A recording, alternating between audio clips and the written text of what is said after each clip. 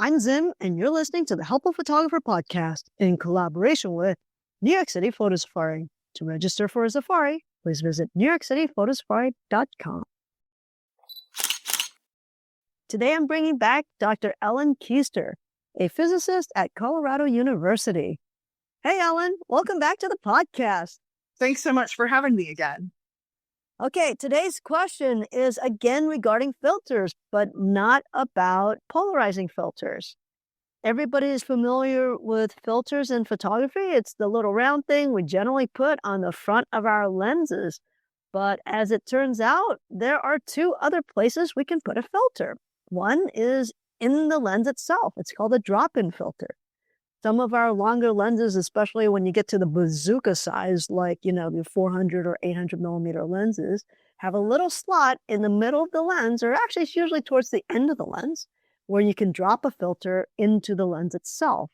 And then the third place you can put a filter is actually right in front of the sensor inside your camera, and that's called a clip-in filter. My question to you is, are there any advantages for putting a filter somewhere other than the front of our lens? So this question is not purely to do with physics. I can talk a little bit about some of the physics that's involved, but a lot of it has to do with the cost of the filters and the simplicity of the system and how quickly you can change the filters, which I think you would know a lot more about than I do. So are there any advantages to putting your filter at the front, the middle, or behind the lens? A lot of the pros and cons related to the placement of the filters have to do with the cost of the filters and the ease with which you can change the filters and how much you can use them with different cameras. So front filters are relatively easy to change. They're also sort of widely compatible with a large variety of lenses. The filters that go in the middle, the drop-in filters, are generally specific to one specific lens. And the ones in the body itself, the clip-in filters, would be specific to that camera body. So why would you want to put a filter somewhere other than the front? Putting a filter on the front of the camera can lead to filters being much more expensive because, especially for telephoto lens, the diameter of the front element can get very large. And so a larger filter is going to be more expensive. And it can also be, in terms of the optical construction, it can be more difficult to get a perfectly flat surface, or other characteristics of the filter itself can be harder to achieve across that large an area. You also have, with a front filter, you have two parallel surfaces to each other, the two sides of the filter. And so that's where you can get internal reflections and ghosting and things like that if you have the filter on the front of the lens. For those who don't know, most large zoom lenses, especially beyond 200 millimeters, the filter size on the front can be 95 millimeters, which is fairly large. And I recently looked at a lens that had 112 millimeter filter size, which is huge. What I'm hearing from you, Ellen, is to make a filter that is that large, it takes a lot more quality control to make sure that that surface is even and sharp all the way across the filter. And one of the reasons why it's escalating the price, but also this can be problematic. Yes, that's correct. So the large diameters present manufacturing challenges that don't exist for the smaller filters. Also, you simply have a larger area of fragile glass in a lot of cases, so they're probably a lot more susceptible to breaking just because they're more fragile. There's more glass. Yikes. Now, one thing you said earlier that kind of caught my attention is you kind of mentioned the reflection between the filter and my lens itself. You think that by putting a filter at the front, there might be an issue there? Is that what you said? Yes. So anytime you have what's called an optical element, so a filter or a single lens, you will get reflections from all of those surfaces. So most optical elements in cameras have what are called anti-reflection coatings, which are very special coatings to eliminate this effect, but they're not perfect, especially across the entire visible spectrum. So you will, or you may, still get reflections both inside the filter, so between the front surface and the back surface of the filter, and then between the back surface of the filter and the lens, you can get reflections in there as well, which could cause artifacts in your image that you did not want. This is now another reason why I would advocate that anybody who's using something like a polarizing filter or an ND filter, you need to remove your UV protective filter off of your lens before you mount anything else. Try not to stack filters as much as you can. Ellen is definitely saying this can be a problem. It may be minor or it may be increased. And of course, if your filters are dirty at all, you're definitely increasing problems with your images. So that's the problem with putting a filter at the front. So what happens when we put that filter in the center of the lens or behind the lens? So it's interesting you mentioned dirt or damage to the filters, because one of the things that happens when you move the filter closer to the sensor, the closer to the sensor the element with a scratch or whatever is, the more that will impact the image. So you can think about it. One way to think about this is that if you block off part of the front of the lens, you don't get a sharp line on your image. But if you imagine putting a mask essentially in front of the sensor, you'll get a very sharp edge. It's kind of like a shadow. So the closer you are to the sensor or where the shadow is falling, the sharper the edges are. So the clip-in filters that are right next to the sensor, any damage or dirt or anything on that filter will have a larger impact on the image than it would if the filter was at the front of the lens. So you actually kind of answered a question that I was going to ask at the end, which is a lot of people spend a lot of time trying to protect the front element of their lens while exposing the rear element of their lens. And I tell people, if you scratch the front element, you're probably going to be okay. But if you scratch the rear element, you're screwed. And you basically have confirmed that. Yes? Yes, that's correct. I mean, I wouldn't know how screwed you are, but it would be a much bigger impact. So now, one of the problems then with a clip-in filter or a drop-in filter is it needs to stay clean. The benefit is they're really small and they can be a lot more inexpensive. Are there any other disadvantages or advantages to moving that filter closer to the sensor?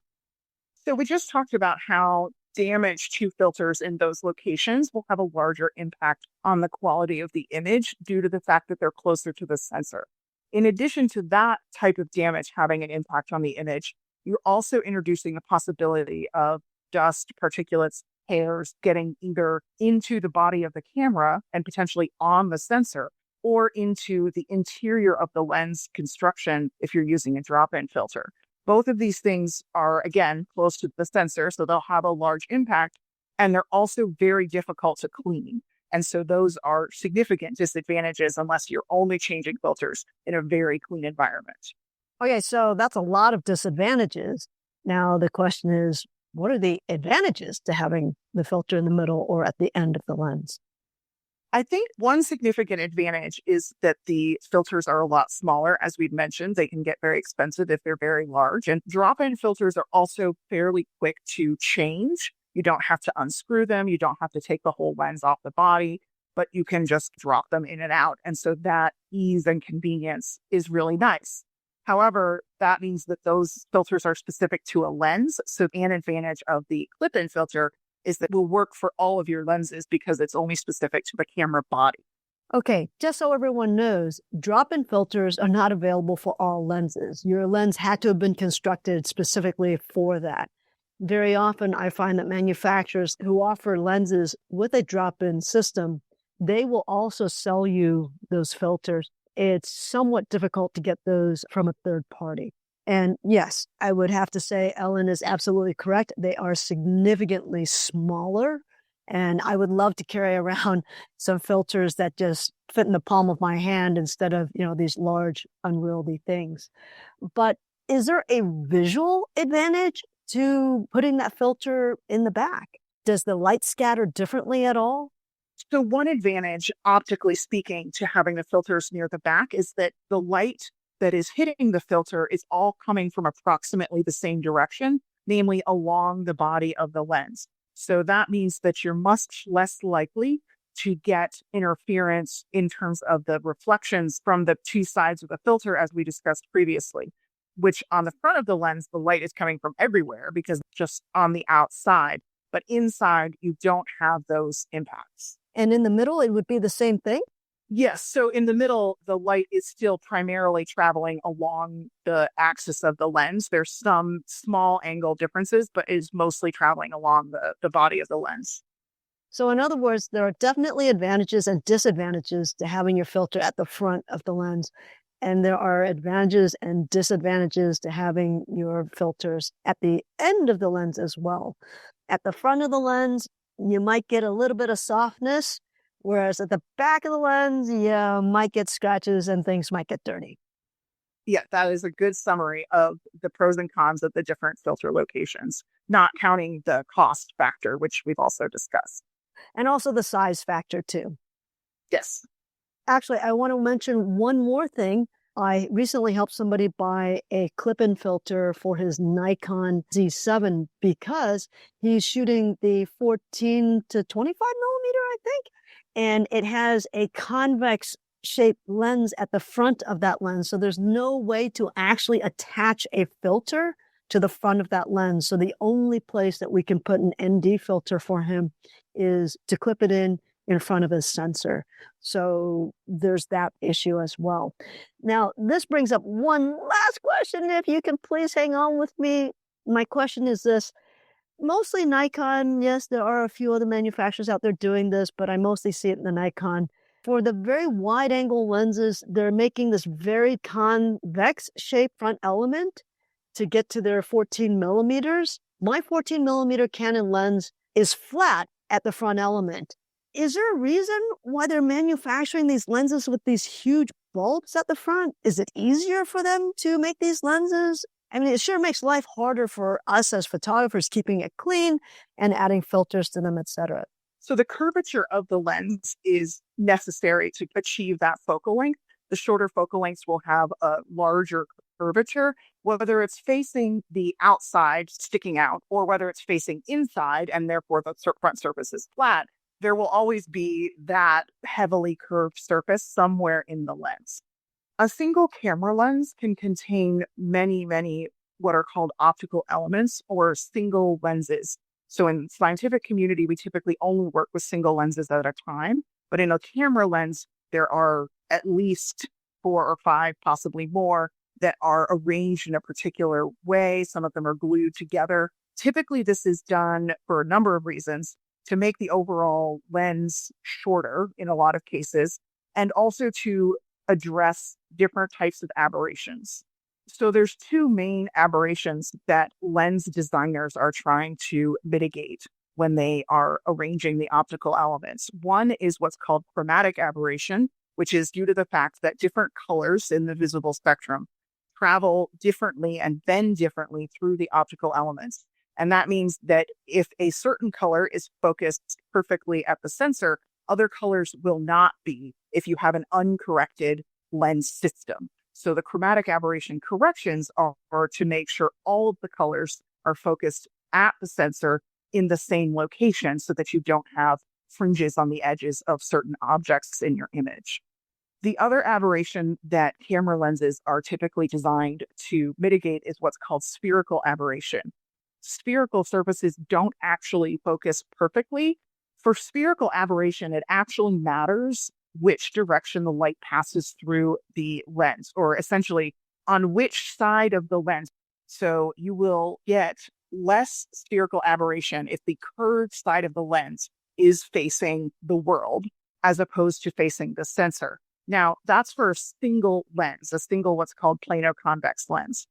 Camera lenses, as I mentioned, have many, many optical elements. So I don't think that it would be fair to say that a lens that has a flat surface on the front will have bad spherical aberration correction because it depends on the other optical elements in the system. But in general, it is probably easier to develop or to design a lens system if the curved side faces out because that's better for spherical aberration correction. So, in other words, there may be some manufacturing issues that will make it more inexpensive to manufacture by having that curve facing the world versus facing in. And it sounds like you're going to have fewer engineering hours necessary to design that lens, maybe. Yes, so the design is probably significantly simpler with the curved side facing out. Thank you so much for joining me today. It was really informative to have you on. hopefully I can get you on another time with another question. That sounds great. Thank you so much for having me. That's it, everyone. Thanks for joining me. Until next time, keep on shooting.